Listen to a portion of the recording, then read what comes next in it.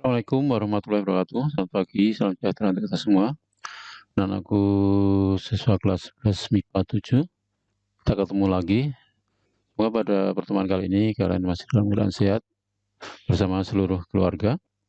Dan untuk kali ini kita masih melanjutkan tentang gelombang bunyi. Dimana untuk komite dasarnya adalah menerapkan konsep dan prinsip gelombang bunyi dalam teknologi. Dimana kemarin kita sudah sampai pada sumber bunyi, yaitu sampai pipa organa. Nah, sekarang kita lanjut pada bagian berikutnya, yang masih berkaitan dengan gelombang bunyi. Baik, sebelumnya kita awali dengan berdoa lebih dahulu. Berdoa dipersilakan. Berdoa cukup. Baik, langsung saja kita masuk ke materi. Untuk bagian berikutnya, jadi tentang intensitas bunyi dan taraf intensitas bunyi. Intensitas bunyi itu merupakan daya bunyi tiap satuan luas permukaan. Sehingga intensitas bunyi simbolnya I sama dengan P per A. P daya bunyi, A luas permukaan. Nah, misalnya sumber bunyinya itu berupa titik, maka luasan yang dikenai bunyi itu luasan pula. Kan bisa membedakan kalau sumbernya bukan bunyi, misalnya speaker, itu maka menghadapkan speaker itu di mana arah menghadap speaker, di sana akan menerima intensitas bunyi yang lebih besar dibanding dari belakang speaker. Tapi kalau sumbernya berarti titik, maka segala arah sama besar, maka luasan yang dikuasai daya bunyi atau energi bunyi adalah luasan bola, sehingga hanya 4 PR kuadrat. Sehingga rumusnya dari I sama dengan P per A menjadi I sama dengan P per 4 PR kuadrat. Karena untuk satu sumber, P kemudian 4 dan V itu adalah konstan, jadi P-nya tetap, apalagi angka 4, V juga tetap, maka intensitas bunyi tinggal sebanding dengan 1 per R kuadrat, berbanding terbalik dengan R kuadrat. Maka ditulis I sebanding dengan 1 per R kuadrat. Sehingga dalam hal ini berlaku I2 per I1 sama dengan R1 per R2 kuadrat, karena berbanding terbalik. Begitu. Semua bisa kalian pahami dengan intensitas bunyi. Nah, intensitas bunyi terbesar yang mesti dapat diterima telinga manusia normal itu sebesar 1 watt per meter persegi. Ingat, intensitas bunyi terbesar yang masih dapat diterima telinga manusia normal sebesar 1 watt per meter persegi. Sedang intensitas bunyi terkecil yang masih dapat diterima telinga manusia normal disebut intensitas ambang, simbolnya I0 sebesar 10⁻12 watt per meter persegi. Jadi batas terkecilnya adalah 10⁻12 watt per meter persegi. Batas terkecilnya terbesar adalah 1 watt per meter persegi. Sehingga kalian bisa bayangkan kalau kalian menggunakan headset, kira-kira luasan headset berapa? Luasan lubang telinga kalian berapa? Kalau kemudian daya bunyi yang dihasilkan dari headset itu berapa watt, kalian bisa menghitung. Kira-kira intensitas bunyi yang terima telinga kalian berapa? Kalau normal itu maksimal hanya 1 watt per meter persegi. Kalau mampu lebih dari 1 watt per meter persegi, itu bukan berarti kalian sakit, tapi justru sarafnya sudah tidak normal. Maka hati-hati penggunaan headset. Jangan sampai kalian terlalu sering menggunakan headset, apalagi menutup secara total pada lubang telinga. Dijaga kesehatan dari indera pendengaran kalian. Jadi itu, intensitas hanya 1 watt per meter persegi, terkecilnya 10⁻12 watt per meter persegi. Sekarang taraf intensitas bunyi atau simbolnya TI itu merupakan logaritma perbandingan antara intensitas bunyi I dengan intensitas ambang bunyi. Logaritma perbandingan berarti TI-nya 10 log I per I0. Ini rumusnya. Dan kalau ini kita ubah, kalian sudah belajar matematika logaritma. Kalau sudah, maka I-nya adalah seperti ini. Bisa diubah dari persamaan di sini berubah menjadi I sama I0 kali 10 pangkat TI per 10. Nah, dari simbol-simbol yang sudah ada tadi kita bisa ungkapkan P daya bunyi 1 watt, A luas permukaan 1 meter persegi, R jarak titik ke sumber bunyi. Jadi R itu jarak titik ke sumber bunyi 1 meter, I intensitas bunyi 1 watt per meter persegi, TI intensitas bunyi 1 desibel untuk menghormati Graham Bell. Paham ya? Kita lanjutkan. Bagian berikutnya. Contoh soal. Nah, jarak A ke sumber bunyi adalah 2 per 3 kali jarak B ke sumber bunyi. Jika intensitas bunyi yang dengar A adalah I0, hitung intensitas bunyi yang dengar B. Dari rumus IB per IA sama dengan RA per RB kuadrat. IB per I0 karena IA-nya I0 sama dengan 2/3 RB, RA-nya adalah 2/3 RB per RB kuadrat. Sehingga IB per I0 sama dengan 4/9, 2/3 kuadrat. Sehingga IB-nya 4/9 I0, begitu jawabannya. Ini soal pertama. Soal kedua, ada 5 ekor lebah sejenis saat terbang bersama-sama dan didengar dari jarak 2 meter menghasilkan taraf intensitas 40 desibel. Bila ada 500 ekor lebah sejenis dan terbang bersama-sama, kemudian didengar dari jarak 200 meter, hitung taraf intensitas bunyi yang dihasilkan. Dari soal ini kita bisa data N1-nya 5, R1-nya 5 meter, kemudian maaf, R1-nya adalah 2 meter ini. Saya salah nulis, ini 2 meter. R1 2 meter, TI1 40 desibel. Kalau jumlah sumber bunyi kedua 500, R2-nya 200 meter, maka TI2-nya berapa? Ini kita bisa jawab seperti ini. Dari penanya ada I sama per R kuadrat dan TI adalah seperti ini, serta persamaan I sama I0, 10 TI per I 10, maka transformasi kedua itu sudah kita gabungkan secara matematis, akhirnya kita pilih rumus yang simple atau rumus singkat. Seperti ini, kalau kita padukan. TI2 dan TI1 plus 10 log N2 per N1 kali RA per RB kuadrat. Dimana N adalah jumlah sumbernya tadi. TI2 yang 40, TI1 yang 40 desibel, dan 10 log. N2-nya sumbernya 500, sumber pertama 5. Jarak awalnya 2 meter, jarak akhirnya 200. Ini kuadrat. Maka TI2 sama dengan 40 plus 10 log 100, 500 per 5 adalah 100, 1/100 kuadrat. Maka akhirnya dipilih 100 dikalikan 1/100 kuadrat. Maka di sini dipilih TI2 40 plus 10 log 1/100. Log 1/100 adalah min 2, maka TI2 40 plus 10 kali min 2. Berarti TI2-nya adalah 40 kurangi 20, yaitu 20 desibel. Berikutnya, pelayangan bunyi. Bila ada 2 sumber bunyi memiliki frekuensi berbeda sedikit dan dibunyikan bersama-sama, ini 2 sumber bunyi berdekatan, maka yang kita akan dengar itu bunyinya akan mempunyai frekuensi tinggi dan rendah berselang-seling. Jadi frekuensinya tinggi rendah itu berselang-seling disebut dengan pelayangan bunyi. Nah, frekuensi layangan bunyi atau frekuensi pelayangannya adalah harga mutlak F1 min F2. Jadi nilainya pasti selalu positif. Misalnya sumber 1 frekuensinya 500 Hz, sumber 2 frekuensinya 502 Hz, maka frekuensi pelayangan adalah 2 Hz atau 2 pelayangan per detik. Itu maksudnya begitu. Berikutnya, Doppler. Bila ada gerak relatif antara sumber bunyi dengan pendengar, maka frekuensi bunyi yang didengar pendengar berbeda dengan frekuensi asli sumber. Sekali lagi, bila ada gerak relatif antara sumber bunyi dengan pendengar, maka frekuensi bunyi yang didengar pendengar berbeda dengan frekuensi asli sumber.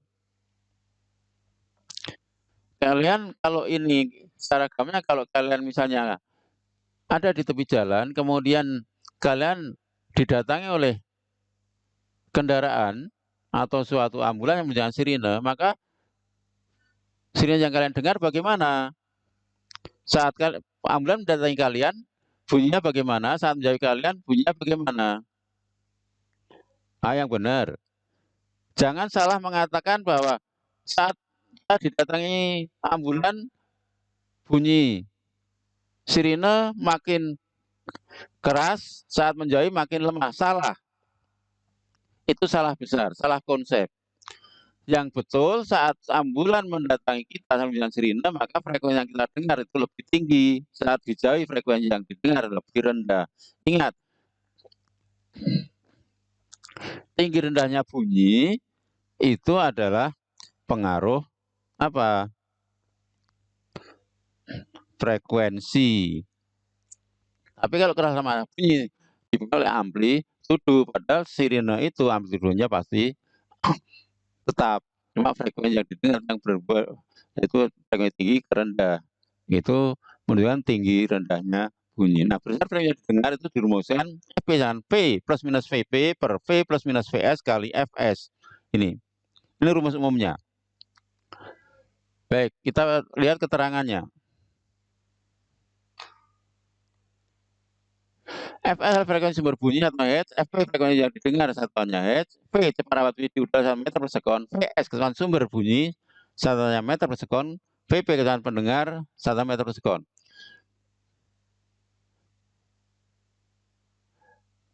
Hati-hati di sini. Nanti VS itu kita ambil positif. Tadi kan rumusnya adalah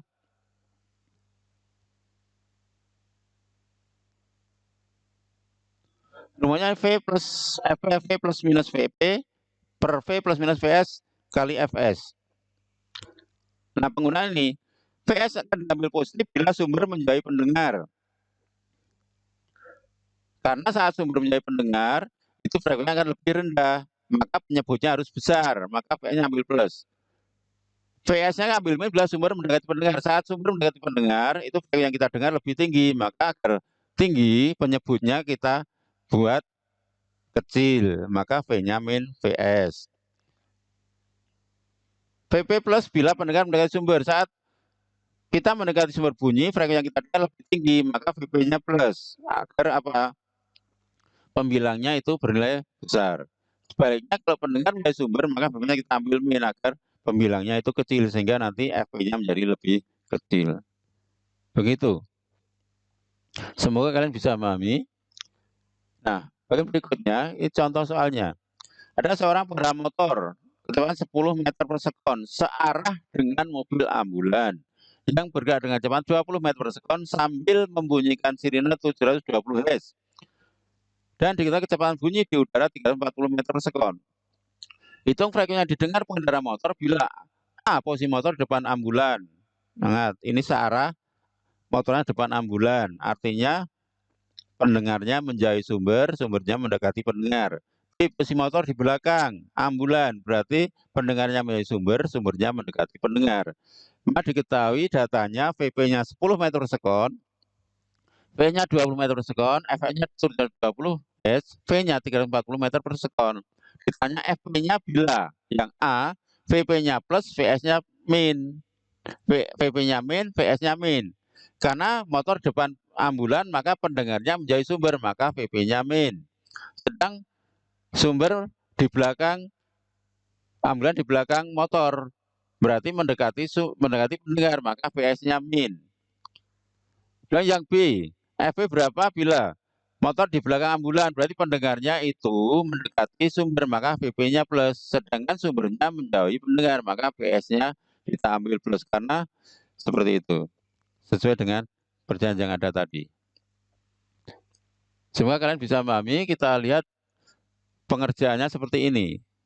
FP plus VP per V plus minus VS kali FS. Ini umumnya. Nah, untuk yang A, VP-nya min, VS-nya min. Maka 340 min 10, 330 per 340 min 20, 320 kali 720. Hasilnya, akhirnya didengarlah 742,5 Hz. Berarti lebih tinggi dibanding sumbernya. Yang B, PP-nya plus, VS-nya juga plus.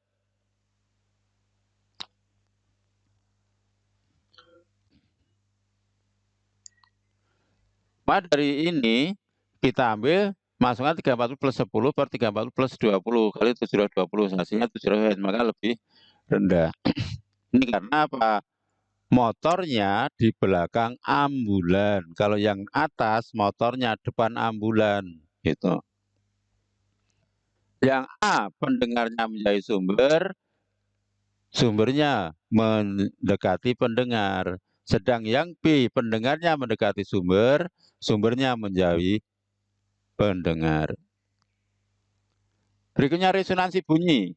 Resonansi mana peristiwa ikut bergetarnya benda karena benda lain bergetar. Ini percobaannya menggunakan satu tabung pipa U. Seperti pipa U, tapi sebetulnya ini bisa digerakkan naik turun. Nah, kalau ini naik, ini permukaannya akan naik. Nah, saat ini ada garpu tali digetarkan, kemudian ini diubah, diturunkan begitu. Dari awal diturunkan. Nah, saat terjadi dengung paling kuat itu terjadi resonansi.